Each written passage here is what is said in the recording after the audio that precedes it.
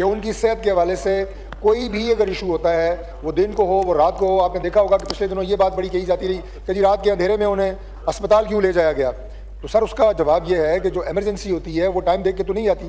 جس وقت بھی کسی شخص کو میڈیکل ایمرجنسی ہوگی، وہ جیل میں ہو، وہ جیل سے باہر ہو، اسے اسی وقت ہاسپٹل لے کے جایا جائے گا. بحث نہیں ہوگی اور اس کے لیے موقع ملا آپ کے. سر میں ٹائم کی بات شور کریں گے. دیکھیں آپ اگر آپ شور کرنا ہے، اس طرح ڈسٹرب کرنا ہے ہاؤس کو، آپ کے دو ممبران کو میں موقع دینا چاہ رہا ہوں.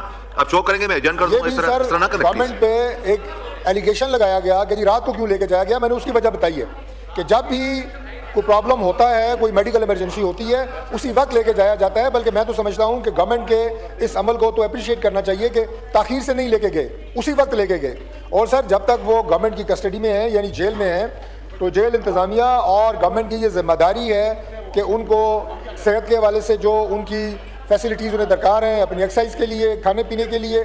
اور جب فرینڈ آف دا کورٹ مقرر ہوئے آپ کے اپنے وکیل سلمان صفدر صاحب وہ گئے تو وہ تمام